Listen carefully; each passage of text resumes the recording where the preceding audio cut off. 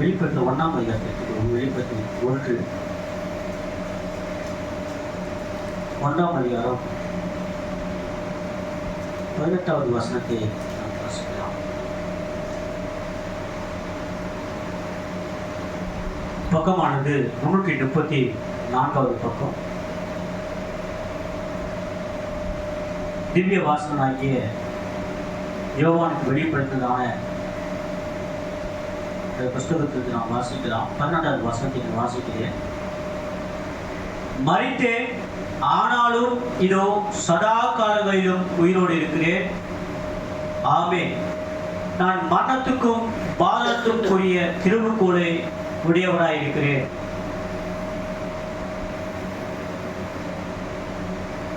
மீண்டும் அந்த வசனத்தை நான் வாசிக்கிறேன். மரித்தேன், ஆனாலும் இதோ சதா காலங்களிலும் உயிரோடு இருக்கிறேன். ஆமென். நான் மரணத்துக்கும் பாதாளத்துக்குரிய திறவுகோலை உடையவராயிருக்கிறேன்.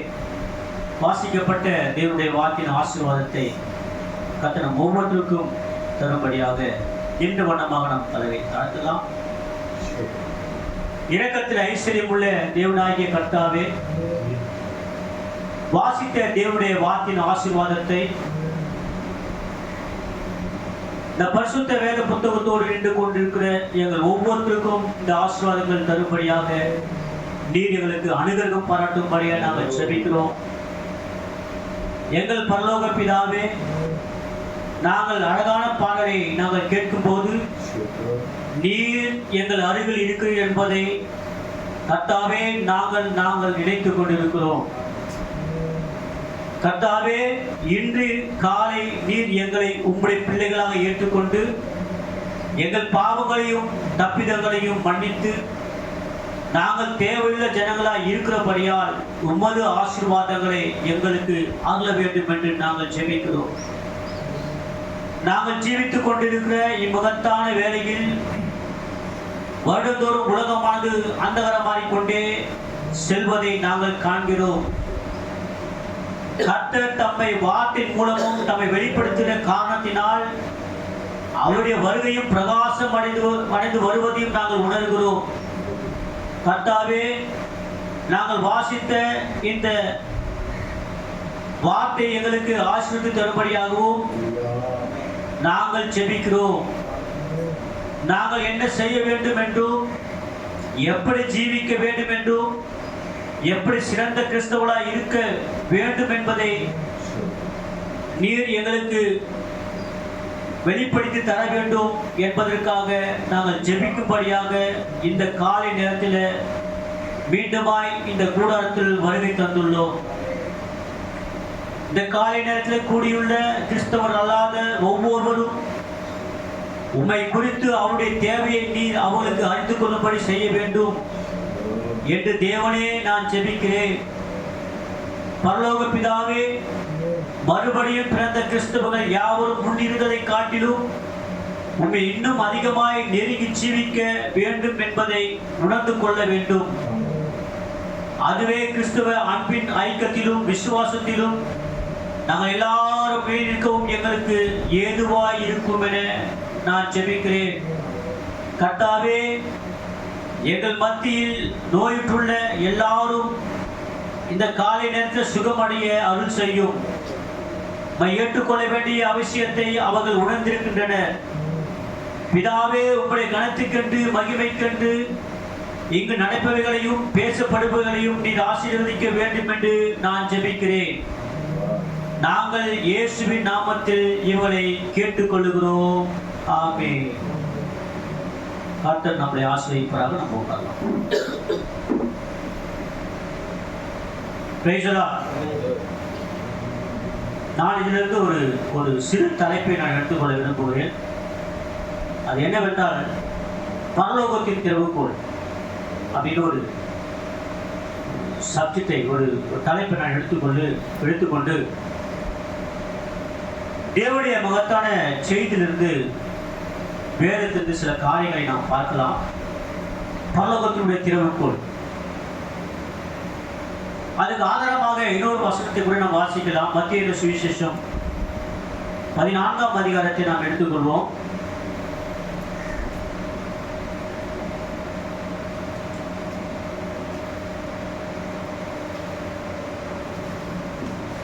மத்தேயு சுவிசேஷம் 14ஆம் அதிகாரம்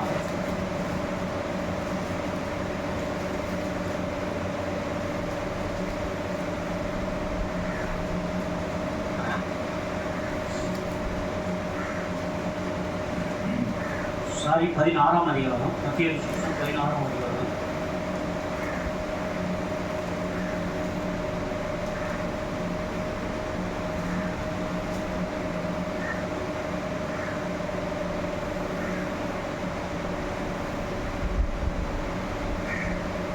பதினேழு 16 நான் வாசிக்கிறேன். தயவுசெய்து நீங்கள் கூர்ந்து கவனிங்கள். மத்தேயு சுவிசேஷம் 16ஆம் அதிகாரம் 16 தொடங்கி நான் வாசிக்கிறேன். சீமோன் பேதுரு பிரயுத்தரமாக, நீர் ஜீவனுள்ள தேவனுடைய குமாரனாகிய கிறிஸ்து என்றான். இயேசு அவனை நோக்கி, யோனாவின் குமாரனாகிய சீமோனே, நீ பாக்கியவான். மாம்சமும் இரத்தமும் இதை உனக்கு வெளிப்படுத்தவில்லை, பரலோகத்தில் இருக்கிற என் பிதா இதை உனக்கு வெளிப்படுத்தினார். மேலும் நான் உனக்கு சொல்லுகிறேன், நீ பேதுருவாய் இருக்கிறாய்.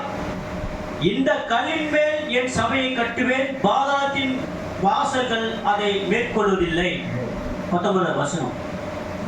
பரலோக ராஜ்யத்தின் திறவுகோலை நான் உனக்கு தருவேன். பூலோகத்திலே நீ கட்டுகிறது எதுவோ அது பரலோகத்திலும் கட்டப்பட்டிருக்கும், பூலோகத்திலே நீ கட்டளிப்பது எதுவோ அது பரலோகத்திலும் கட்டளிக்கப்பட்டிருக்கும் என்றார். அப்பொழுது தாம் கிறிஸ்துவாகிய இயேசு என்று ஒவ்வொருக்கும் சொல்லாதபடிக்கு தம்முடைய சீஷருக்கு கட்டளையிட்டார். பரலோக ராஜ்யத்தின் திறவுகோல் அப்படின்னு ஒரு பொருளை எடுத்துக்கொண்டு நான் பேச விரும்புகிறேன். திறவுகோல் என்று சொன்னால் ஒவ்வொரு வீட்டுக்கும் திறவுகோல் மிக அவசியமான ஒரு காரியம். நீங்கள் வீட்டை விட்டு வெளியே வர வேண்டும் என்றால் உங்களுடைய வீட்டில் இருக்கிறதான எல்லா பொருள்களும் அது பத்திரமாக இருக்க வேண்டுமானால் நீங்கள் பூட்டு போட்டு அதனுடைய திறவுகோலை நீங்கள் கொண்டு வர வேண்டியதாக இருக்கும். நீங்கள் அப்படி கொண்டு வரும் பட்சத்தில் நீங்க எங்க போனாலும் நிம்மதியா இருப்பீங்க. ஒவ்வொரு வாசலுக்கும் ஒரு திறவுகோல் உண்டு, ஒவ்வொரு குடும்பத்துக்கும் ஒரு திறவுகோல் உண்டு.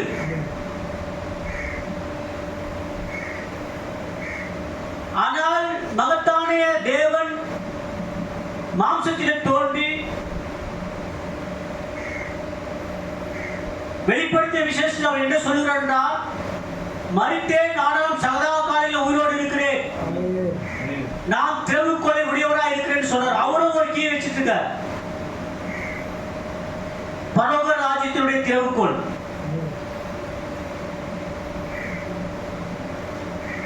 இதை அருமை சகோதரனாகிய அப்போஸ்தலனாகிய பேதுருக்கு அந்த திறவுகோலை கொடுத்தார். ஏனென்றால் மாம்சமும் ரத்தமும் இவனுக்கு வெளிப்படுத்தவில்லை, பிதாவை அவனுக்கு வெளிப்படுத்தினார். அப்படின்னு சொல்லி திறவுகோலை உடையவராக இருக்கிற அந்த தேவன் அந்த திறவுகோலை யார்கிட்ட கொடுத்தார் என்றால் அப்போஸ்தலனாகிய பேதுருக்கிட்ட கொடுத்தார். சொல்லி என்ன சொல்றாருனாக்கா, பூலோகத்தில் நீ கட்டுகிறது எதுவோ அது பரலோகத்திலும் கட்டப்பட்டிருக்கும்.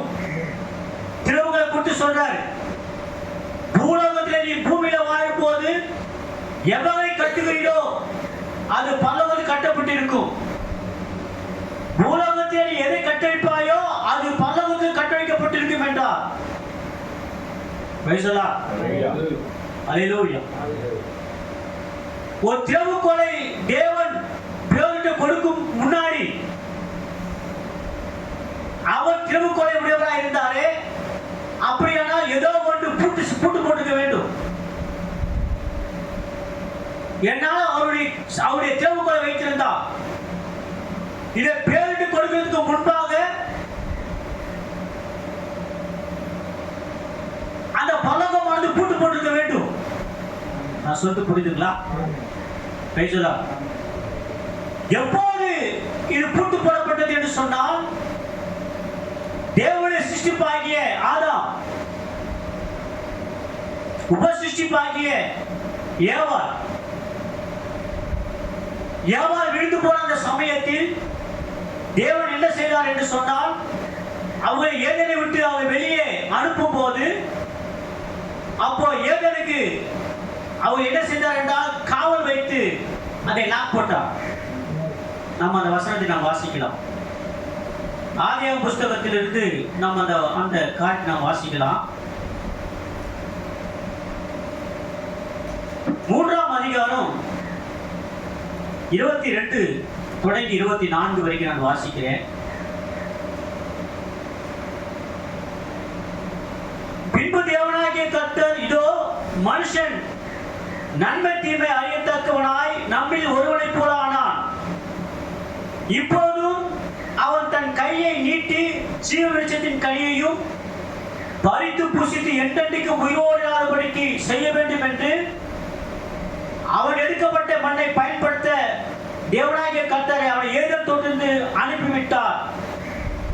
அவர் மனுஷனை துரத்தி விட்டு ஜீவவிருட்சத்துக்கு போய் வழியை காவல் செய்ய ஏதேன் தோட்டத்துக்கு கிழக்கே கேருபீன்களையும் வீசிக்கொண்டிருக்கிற சூழி புட்டத்தையும் வைத்தார். எந்த ஒரு மனுஷனும் ஏதேனுக்குள்ளே பிரவேசிக்க கூடாதபடிக்கு தேவன் அங்கே காவல் வைத்தார். இப்ப ஏதேன் தோட்டத்துக்கு போக வேண்டும் என்றால் தேவன் தான் என்ன பண்ணோம்? அதை தொடங்கணும். ஏன்னா பூட்டு போட்டவர் யார்? காவல் வைத்தவர் யார்? தேவன் தான் காவல் வைத்தார். அவர் தான் அதை ஓபன் பண்ணணும்.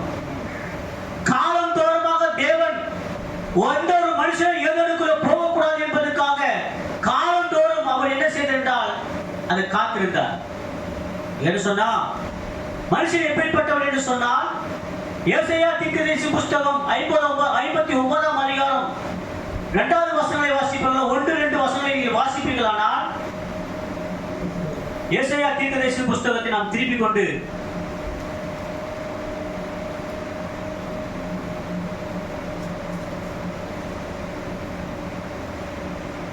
59ஆம் அதிகாரம்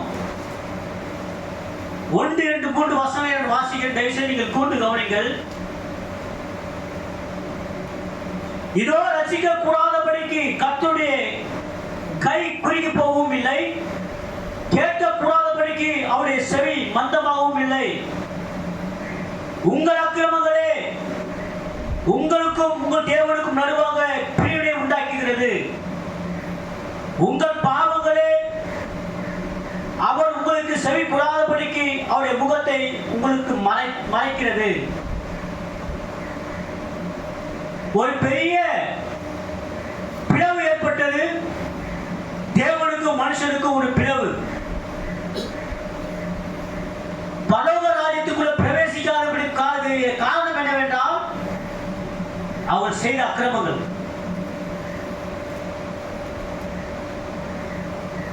என்றென்றைக்கும் உயிரோடு இருக்கும்படி தேவன் அதை விரும்பினார். மனிதன் வியாதிப்பட்டு மறிக்க வேண்டும் என்கிற நோக்கம் தேவனுக்கு எப்போதுமே கிடையாது.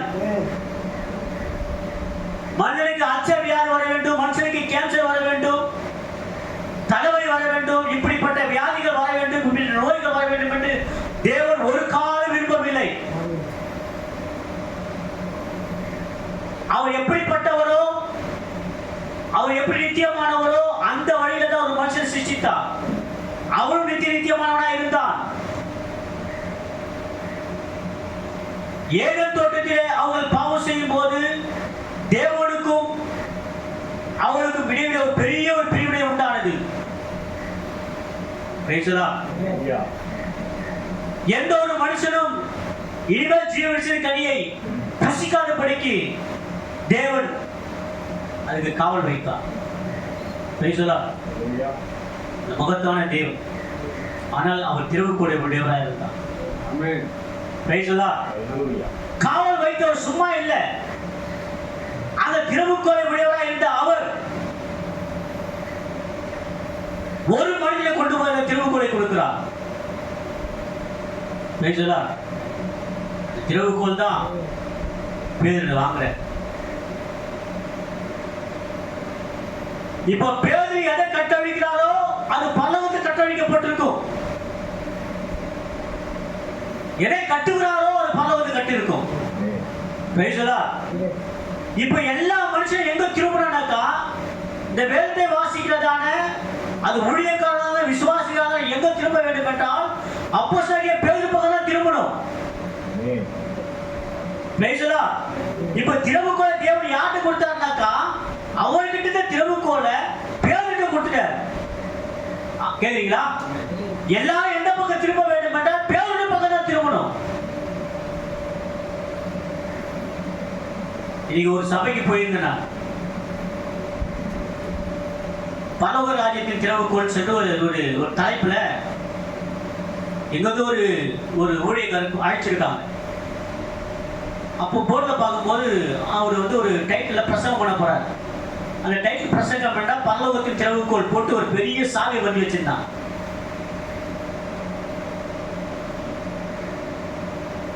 பெரிய சாவியை வரைஞ்சி பரலோகத்தின் திறவுகோல் அடி போட்டிருந்தான்.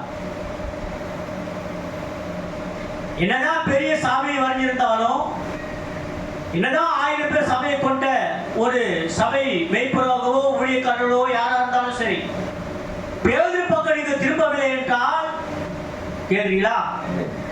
ஆமென். ஏன்னா திறவுகோல் அங்கதான் கொடுத்திருக்கிற.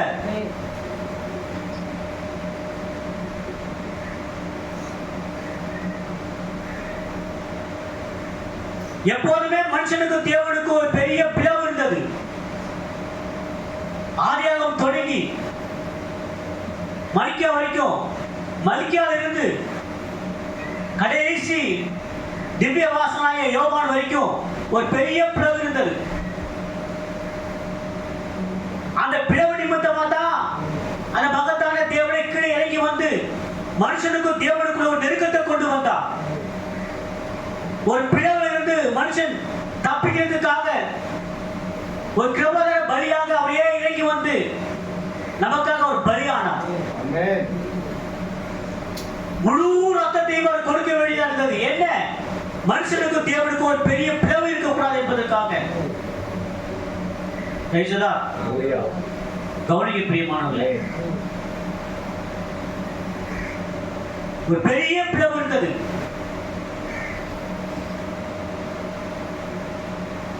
தேவனுடைய பரலோகத்தின் திறவுகோலை அப்போஸ்தலனாகிய பேதுருக்கு கொடுத்து, ஆமென், நீ எதை செய்கிறாயோ அது பரலோகத்தில் செய்யப்பட்டிருக்கும் என்று சொன்னார்.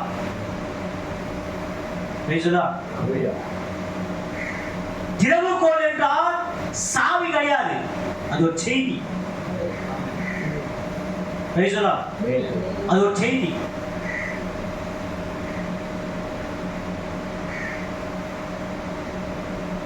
சத்தியத்தை அறிவியல் சத்தியங்களை விடுதலையாக்கும்.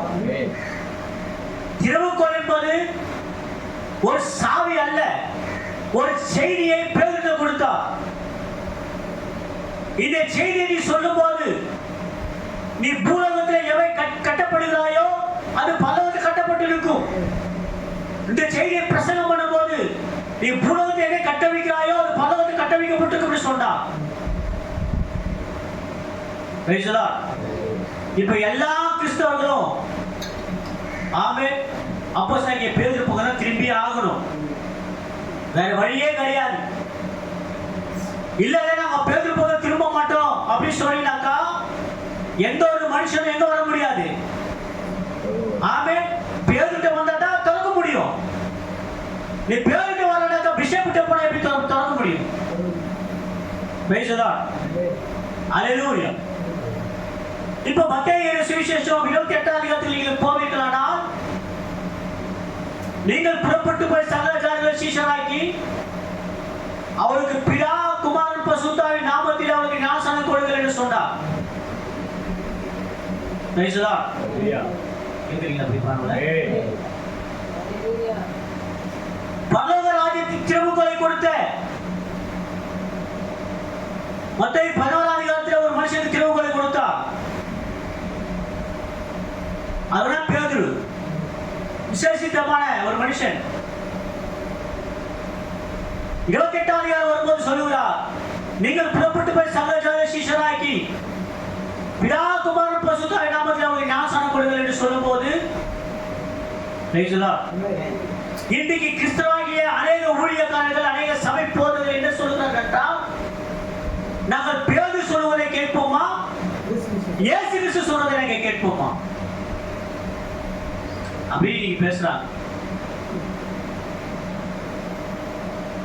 பேதுரு 3 தடவை மறுதலித்த ஒரு மனுஷன், 2 முறை சேவல் கூவும்போது 3 தடவை மறுதலிப்பை சொன்னாரே, அப்பேற்பட்ட ஒரு மறுதலித்த ஒரு மனுஷனுடைய பேச்சை நாங்கள் கேட்கிறதா, இயேசு கிறிஸ்து சொன்னார் அவருடைய பேச்சை கேட்கிறதா அப்படின்னு நீ விவாதம் நடக்குது.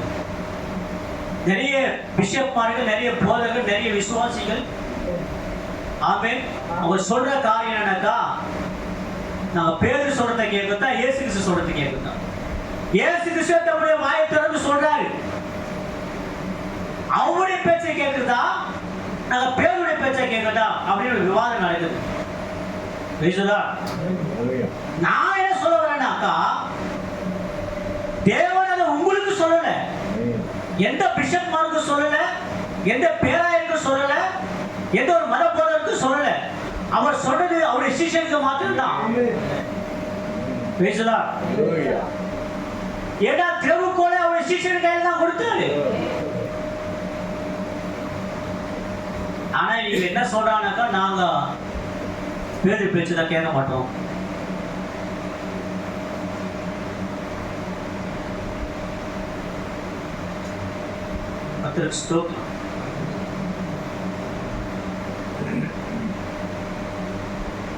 இவங்க நான் பேதுரு பேச்சு கேட்க மாட்டோம், இயேசு கிறிஸ்து பேச்சு தான் கேட்போம், அவர் என்ன சொன்னாரோ நாங்கள் அதை தான் செய்வோம் அப்படின்னு சொல்லுகிறவனுக்கு இன்னொரு வசனத்தை கூட நான் ஞாபகப்படுத்துறேன்.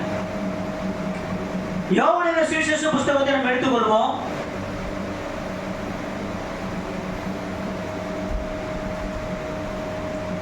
இருபத்தி 1ஆம் அதிகாரம், யோவானின் சுவிசேஷம் 21ஆம் அதிகாரம் 15 நான் வாசிக்கலாம். யாராவது ஒருவர் 15 வசனத்தை வாசிங்க. 21ஆம் அதிகாரம். அவர்கள் போஜனம் பண்ணின பின்பு இயேசு சீமோன் பேதுருவை நோக்கி யோனாவின் குமாரனாகிய சீமோனே, இவைகளிலும் அதிகமாய் என்னிடத்தில் அன்பா இருக்கிறாயா? நல்லா கேட்டீங்க. இவர்களிலும் யாரை பத்தி நீங்க நினைச்சீங்க? எல்லாரை காட்டிலும் இவர்களிலும் நீர் என்னில் அன்பா இருக்கிறாய் என்றார். அதற்கு அவன் ஆண்டவரே, உம்மை நோக்கி நேசிக்கிறேன். ஆம் ஆண்டவரே, உம்மை நேசிக்கிறேன் என்பதை நீ அறிவீர் என்றான். அவர் என் ஆட்டுக்குட்டிகளை மேய்ப்பாயாக என்றார். இது நம்முடைய அருள்நாதராகிய இயேசு கிறிஸ்து தம் வாயத்திலிருந்து அப்போஸ்தலனாகிய பேதுருக்கு சொன்ன ஒரு வார்த்தை, என் ஆட்டுக்குட்டிகளை மேய்ப்பாயாக. இரண்டாம் தரம் அவர் அவனை நோக்கி யோனாவின் குமாரனாகிய சீமோனே, நீ என்னிடத்தில் அன்பாய் இருக்கிறாயா என்றார். அதற்கு அவன் ஆம் ஆண்டவரே, உம்மை நேசிக்கிறேன் என்பதை நீ அறிவீர் என்றான். அவர் என் ஆட்டுகளை மேய்ப்பாயாக என்றார். இரண்டாவது வாரி, என் ஆடுகளை மேய்ப்பாயாக என்றார். மூன்றாவது தரம் அவர் அவனை நோக்கி யோனாவின் குமாரனாகிய சீமோனே, நீர் என்னை நேசிக்கிறாயா என்றார். என்னை நேசிக்கிறாயா என்று அவர் மூன்றாம் தரம் தன்னை கேட்டபடினாலே பேதுரு துக்கப்பட்டு ஆண்டவரே, நீர் எல்லாவற்றையும் அறிந்திருக்கிறீர், நான் உம்மை நேசிக்கிறேன் என்பதையும் அறிவீர் என்றான். நீ அறிவீர் என்றான். இயேசு என் ஆடுகளை மேய்ப்பாயாக என்றார். இது நம்முடைய அருளாளராகிய இயேசு கிறிஸ்து அப்போஸ்தலனாகிய பேதுருக்கு சொன்ன காரியம். ஆனா இவர் இப்ப என்ன செஞ்சிருக்கணும் சொல்லுங்க. மத்தேயு 28:19-20 மட்டும் இயேசு சொன்னார், பிதா குமாரன் பரிசுத்தாவின் நாமத்தில் ஆசீர்வாதம் கொடுக்க நாங்கள் அப்படியே செய்ய சொன்னாங்க இல்லையா?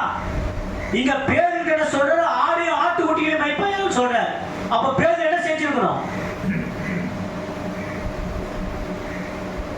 என்னைக்காவது பேதுரு ஆடு மேய்ச்சிருக்கிறாரா? ஆட்டுக்குட்டிகளை மேய்ச்சிருக்கிறாரா?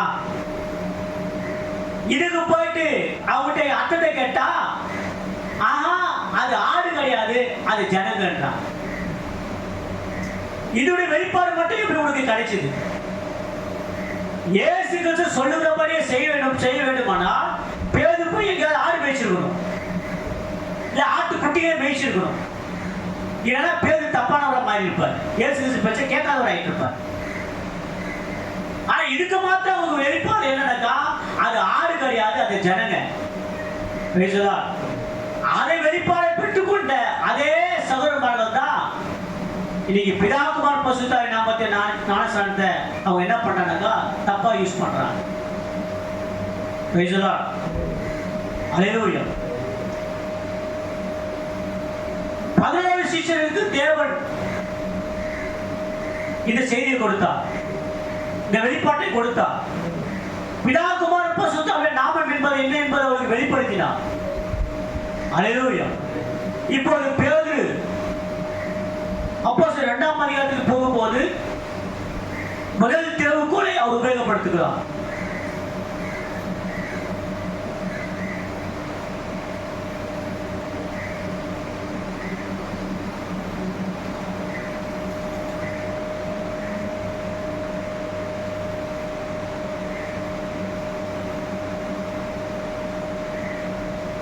முப்பத்தி 6 வசனம் தொடங்கி,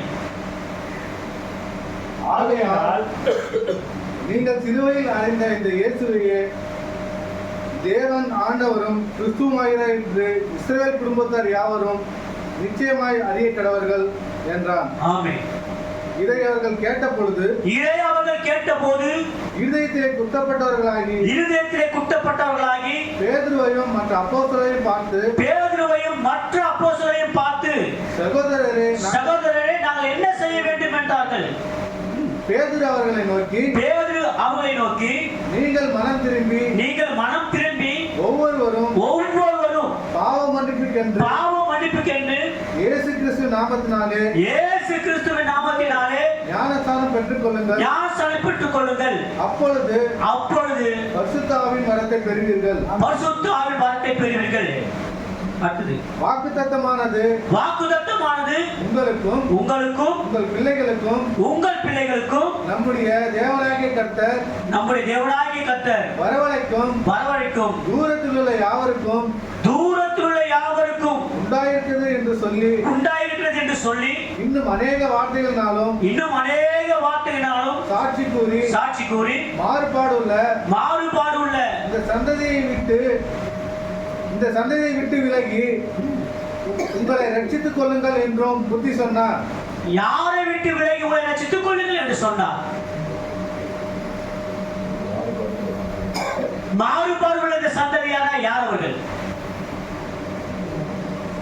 அவங்களுக்கு உங்களை காப்பாற்றிக் கொள்ளுங்கள் என்று அப்போஸ்தலனாகிய பேதுரு இங்க பரிசுத்தால் நிரப்பப்பட்டு அவர் பேசிக் கொண்டிருக்கிறார். ஏனென்றால் தெருவுக்குள்ளே உடையவர் அப்போஸ்தலனாகிய பேதுரு. அவனுடைய வார்த்தையை சந்தோஷமாக ஏற்றுக்கொண்டவர்கள் ஞானஸ்நானம் பெற்றார்கள். அன்றைய தினம் ஏறக்குறைய 3000 பேர் சேர்த்துக் கொள்ளப்பட்டார்கள். நல்ல பிரியமானவர் தேவஜனமே, அன்றைய தினம் 3000 பேர் ஞானஸ்நானம் எடுத்தார்கள். பிதா குமாரன் பரிசுத்த ஆவி என்று அல்ல, இயேசு கிறிஸ்து நாமத்திலே 3000 பேர் ஞானஸ்நானம் எடுத்தார்கள். Praise the Lord. அப்போது பரலோகத்துடைய திருவுக்கோலை செய்தியை மக்கள் மத்தியிலே அவர் பிரசங்கம் பண்ணும்போது இந்த பிரசங்கத்தை பிடிக்கப்பட்ட 3000 பேர்கள் அவங்க ஞானஸ்நானம் எடுத்தார்கள். ஞானஸ்நானத்தை இவர்கள் பரலோக தீயானது அங்கே திறக்கப்பட்டது. 3000 பேர் உள்ளே பிரவேசித்தார்கள். ஆமென். Price the lord. ஹalleluya. ஹalleluya. இவங்க என்ன சொல்ல வராங்கனாக்கா, நாங்க பேதுரு பேச்சை கேட்க மாட்டோம், இயேசு கிறிஸ்து பேச்சை தான் கேட்போம் அப்படி சொல்லி அவங்க பேசுறாங்க. அந்த மாறுபாடுள்ள சந்ததி யார் என்று சொன்னால் இவங்கதான்.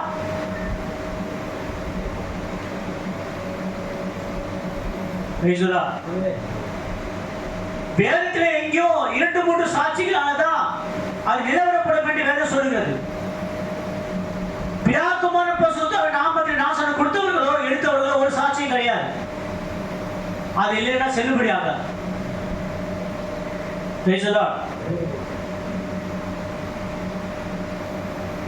நாங்க அப்போஸ்தலனாகிய பேதுரு பேச்சை கேட்க மாட்டோம்.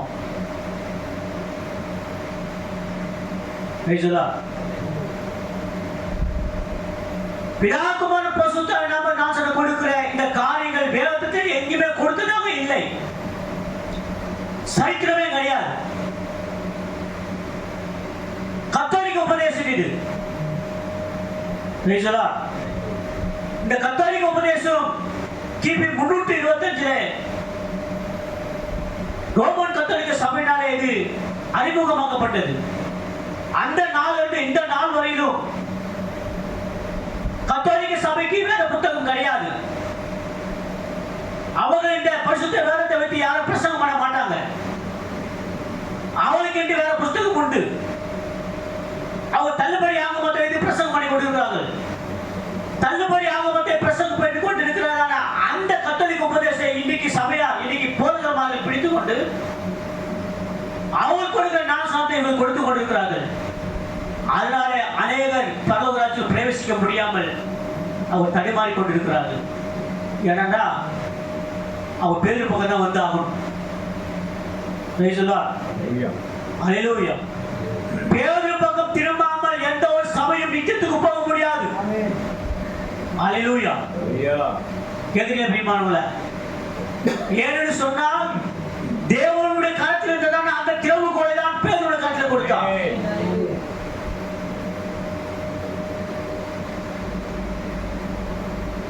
எபேசியருடைய ஒரு வசனத்தை நம்ம வாசிக்கலாம். எபேசியர் புஸ்தகம் 2ஆம் அதிகாரம் 20வது வசனத்தை.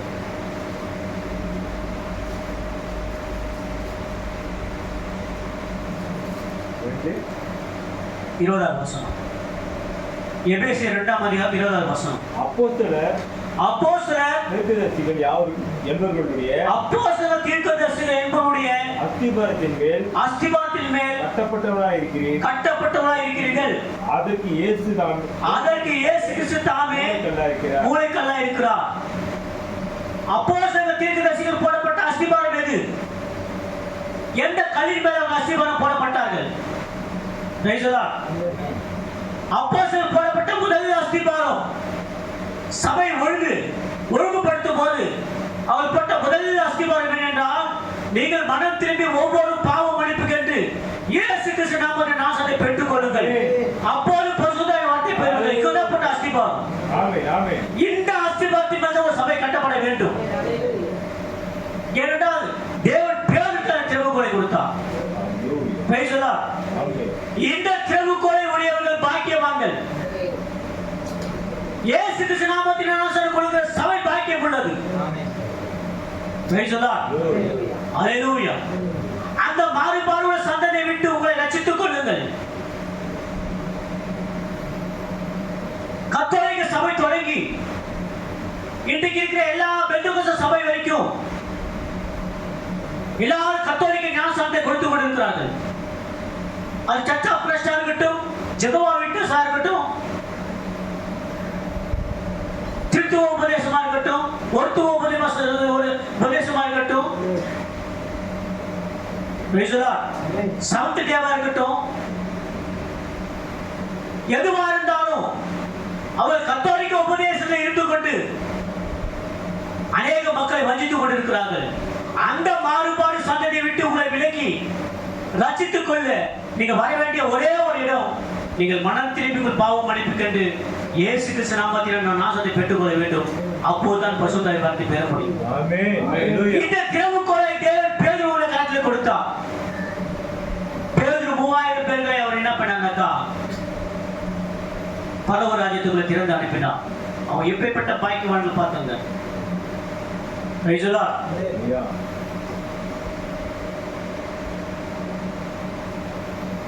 நாம் ஒரு செய்தியிலிருந்து நாம் அப்படியாக வாசிக்கலாம்.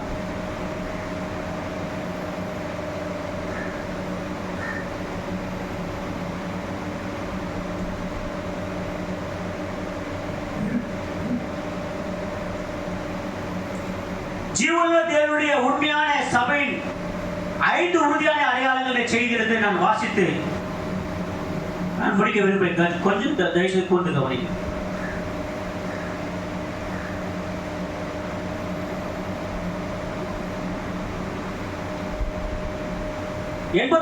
பத்தி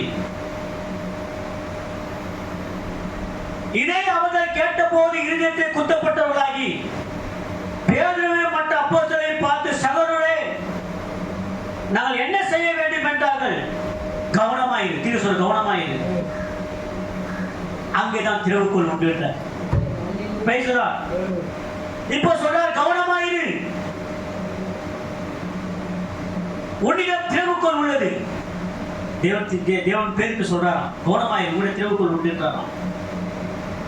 பேதுரு அவரை நோக்கி, நீங்கள் மனம் திரும்பி ஒவ்வொரு பாவம் மன்னிப்புக்கென்று இயேசு கிறிஸ்துவின் நாமத்தினால் நாசத்தை பெற்றுக் கொள்ளுங்கள், அப்போது பரிசுத்த வார்த்தை பெறுவீர்கள். வாக்குத்தத்தமானது உங்களுக்கும் உங்கள் பிள்ளைகளுக்கும் நம்முடைய தேவனாகிய கர்த்தர் வரவழைக்கும் தூரத்தில் யாவருக்கும் உண்டாயிருக்கு என்று சொல்லி, அதுதான் மருந்து சீட்டு, அதை மாற்றி எழுதாதீர்கள். அதான் மருந்து சீட்டு, அதை மாற்றி எழுதாதீர்கள். ஒருவேளை நீங்கள் மாற்றி எழுதுவீர்களானால் அது உங்கள் நோயை கொன்று போடுன்னு சொல்றார். அதாவது இயேசு கிறிஸ்து நாமத்தினாலே நாசனம் கொடுக்காமல் பிதாகுமாரன் பரிசுத்த நாம நாசனம் கொடுத்தா அது உங்களை கொன்று போடுன்னு சொல்றார்.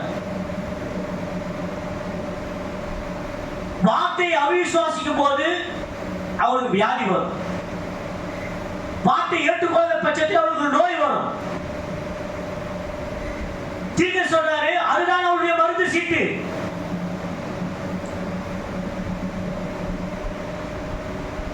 அதை மாற்றி எழுதாதீர்கள், அது உங்கள் நோயை கொண்டு போடும். பிதாகுமாரன் பரிசுத்த ஆவியை ஏற்றுக்கொண்டுள்ள அநேகரிடம் உள்ள விஷயம் இதுவே. அவர் தவறான மருந்து சீட்டினால் ஆவிக்குரிய மக்கள் அநேகரை கொண்டு போடுகின்றனர். சரிங்களா? அவர் தவறான ஒரு மருந்து சீட்டை வச்சுக்கிட்டு ஆவிக்குரிய அநேகரை அவர் கொண்டு போறாங்க. தவறான ஒரு மருந்து சீட்டை வச்சுக்கிட்டு இருக்குங்களா? என்ன வியாதி இருக்கிறதோ அந்த வியாதிக்குரிய மருந்து போட்டா தான் நம்ம குணமாகும். தலைவரை இது தூக்க மாத்திரை போட முடியுமா?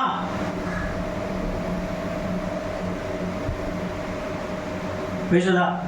ஒருத்தர் சொன்னார், ஐயா அவங்க பொண்ணுக்கு தலை வலிக்குதுன்னு ஒரு மாத்திரை எக்ஸ்ட்ரா போட்டாங்க. ஒரு மாத்திரைக்கு பதில் ஒரு மாத்திரை எக்ஸ்ட்ரா போட்டாங்க. அது பெரிய பிரச்சனை. எதுவுமே ஹாஸ்பிட்டல் அட்மிட் ஆகிறதுக்கு ஆயிடுச்சான். அவங்க பொண்ணு ஹாஸ்பிட்டலில் போய் அட்மிட் பண்ணிட்டாங்க. என்னன்னு கேட்டானாக்கா, ஒரு மாத்திரைக்கு இன்னொரு மாத்திரை எக்ஸ்ட்ரா போட்டாங்க.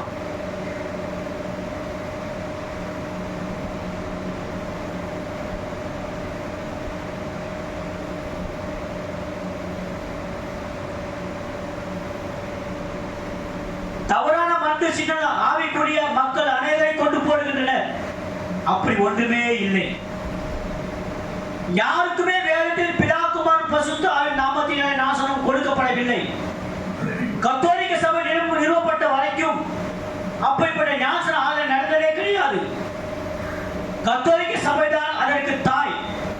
வேத வாக்கியங்களை ஆராய்ந்து பாருங்கள், வரலாற்றை ஆராய்ந்து பாருங்கள், உண்மையை கண்டுகொள்ளுங்கள். முதலாக பிதாகுமாரன் பரிசுத்த ஆவி என்னும் ஒழுங்கை கடைபிடித்தவர் ஒரு கத்தோலிக்க குருவானவரே, அவங்க தெரிவிக்கின்றனர், வேசிகளின் தாயாகிய கத்தோலிக்க சபைதான் இந்த மதுவை குடிக்க கட்டளையிட்டது. நான் சொல்ல புரியுதுங்களா? பிதா குமாரன் பரிசுத்த ஆவி சொல்றது ஆமென். ஒரு மதுன்ற தீர்ச்சு ஒரு மதுவை குடிக்க கட்டளையிட்டது. நாம் மீண்டும் ஒரு வேசிக்கு வந்திருக்கிறோம். கத்தோலிக்க சபை பிரமாணத்தில் ஒரு பிரசிடென்ட் எப்போதாவது ரட்சிக்கப்பட வாய்ப்புண்டா என்னும் கேள்விக்கு சில நேரங்களில் வாய்ப்புண்டு. ஏனெனில் அவர்கள் கத்தோலிக்க உபதேசத்தை ஒப்புக்கொள்கின்றனர். கத்தோலிக்கர் வேதத்தை எடுப்பதில்லை. அவர்கள் பிதா குமாரன் பரிசுத்த ஆவி நாமத்தினால் நாசனம் கொடுக்கின்றனர். அதை ஆதரிக்கும் எந்த வேத வசனமும் இல்லை. கத்தோலிக்க சபைதான் அதை தொடங்கினது. அவர்கள் அதை ஒப்புக்கொள்கின்றனர். கத்தோலிக்க ஒழுங்கின்படி சிலர் ரட்சிக்கப்பட கூடும். அப்படி ஒன்றுமே இல்லை. பாருங்கள், அந்த விதமாக ஒன்றுமே இல்லை.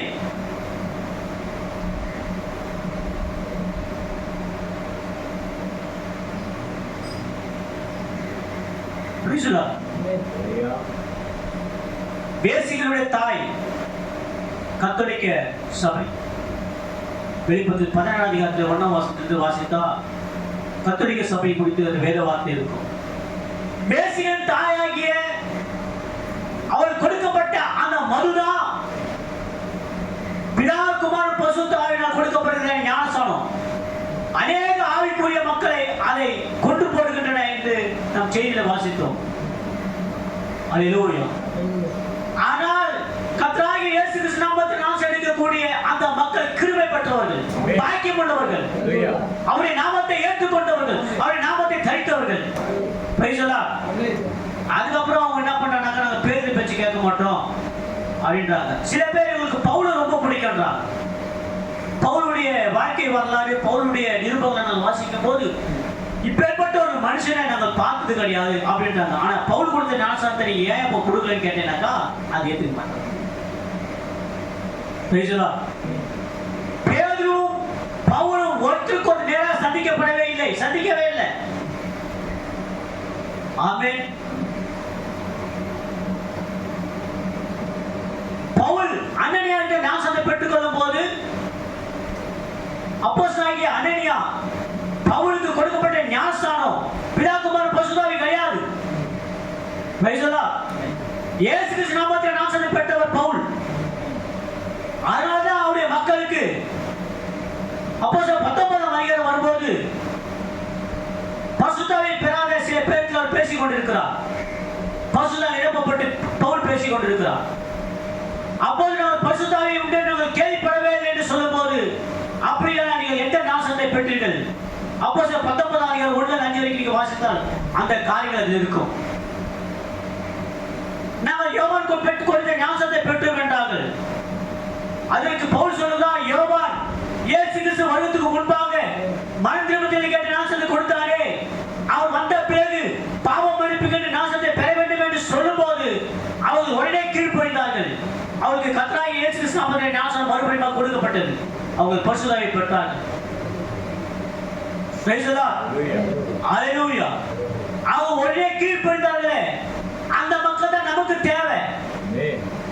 இல்ல இல்ல நாங்க ஏற்கனவே ஞானஸ்நானம் எடுத்துட்டோம், மறுபடியும் இருக்க முடியாது என்று சொல்லி ஆமென் பேசுகிற அந்த மக்கள் நமக்கு வேண்டாம். கேள்வி முடியுமாங்களா? உடனே அவர் தேவனுடைய வார்த்தைக்கு கீழ்ப்படிந்தார். கரெக்ட். ஆமென். நாங்கள் பாவங்கள் மன்னிக்கப்பட வேண்டும் என்றால் ரத்தமானது சிந்தப்பட வேண்டும். அந்த ரத்தத்தை குறித்து அப்போஸ்தலர் பவுல் பேசும்போது உடனே அவங்க கீழ்ப்படிந்து உடனே அவங்க ஞானஸ்நானத்தை பெற்று எடுத்தார்கள். பரிசுத்த ஆவி அவர் மத்தியில் வந்து இறங்கினார். அவர்கள் அந்நிய பாஷைகளை பேசி தீர்க்கதரிசனம் உரைத்து அங்கிருந்து அவர்கள் கடந்து சென்றார்கள். ஆமென். கேள்வி பெருமாங்களே, அங்க திறவுகோல் தான், பரலோகத்தின் திறவுகோல் தான். ஆமென். பேதுருக்கு தேவன் ஒரு செய்தியை கொடுத்தார். அந்த செய்தியின்படி தான் நீங்கள் உள்ள பிரவேசிக்க முடியும். அந்த செய்தியின்படி தான் நீங்கள் பரலோக ராஜ்யத்துக்குள்ள வர முடியும். ஆமென். அந்த செய்தியை நீங்கள் ஏற்றுக்கொள்ளாத பட்சத்தில் நீங்களும் போக முடியாது, ஆமென். போகணும்னு நீ உள்ள அனுமதிக்க மாட்டீங்க. Praise the Lord. ஓ கிருபைப்பட்ட நம்ம எல்லாருமே ஆசீர்வதிக்கப்பட்டோம். ஆமென். ஹalleluya. ஹalleluya. நம்ம எல்லாம் தேவனுடைய வார்த்தைக்கு நாம் கீழ்ப்படியக்கூடிய மக்கள். ஆமென். ஆமென். எதிர்த்து நிற்கிற ஒரு நபர் கிடையாது. கேளுங்களா? தேவனுடைய வார்த்தைக்கு முற்றிலுமாய் கீழ்ப்படியக்கூடிய மக்கள். அதனால மறுபடியுமாக நாம் இயேசு கிறிஸ்து நாமத்தில் நம்ம நாசத்தை பெற்றுக்கொள்வோம். இந்த மாறுபாடான சந்ததியை விட்டு உங்களை ரட்சித்துக் கொள்ளுங்கள். கத்தோலிக்க சபையை விட்டு உங்களை ரட்சித்துக் கொள்ளுங்கள். சிஎஸ்சி சபையை விட்டு உங்களை ரட்சித்துக் கொள்ளுங்கள். ஆமென். ஆமென். சவுத் இந்திய சர்ச்சை விட்டு உங்களை ரட்சித்துக் கொள்ளுங்கள். ஜெகோவா விட்டு உங்களை ரட்சித்துக் கொள்ளுங்கள். கிறிஸ்துவத்தை விட்டு உங்களை ரட்சித்துக் கொள்ளுங்கள். ஒருத்துவத்தை விட்டு உங்களை ரட்சித்துக் கொள்ளுங்கள். Praise the Lord. Hallelujah. CPM விட்டு உங்களை ரட்சித்துக் கொள்ளுங்கள். டிபெனை விட்டு உங்களை ரட்சித்துக் கொள்ளுங்கள். நீங்க உங்களை ரட்சித்துக் கொள்ளுங்கள். ஏன்னாக்கா அவங்க மாறுபாடு உள்ள சந்ததி. அவங்க யார் தேவனுடைய சந்ததி கிடையாது. இன்றைக்கு ஒரு மனுஷன் பாவம் மன்னிப்புக்கென்று இயேசு கிறிஸ்து நாமத்தில் நாசத்தை பெற்றுக் கொள்கிறானோ அன்றைக்கு அவன் தேவனுடைய சந்ததி. ஆமென். ஆமென். Hallelujah. Hallelujah. Praise the Lord. நாம் மாறுபாடான சந்ததியா இருக்க முடிய வேண்டுமா? தேவனுடைய சந்ததியா இருக்க வேண்டுமா? நீங்க முடிவெடுத்துங்க. Praise the Lord. ஹalleluya. சும்மாவே கர்த்தர் நம்மை ஆசீர்வதிப்பாராக. பரலோகத்தின் திறவுக்குள் என்பது ஒரு சாவி அல்ல, ஒரு செய்தி. இந்த செய்தியை தேவன் அப்போஸ்தலனாகிய பேதுருவுக்கு கொடுத்தார். ஆமென்.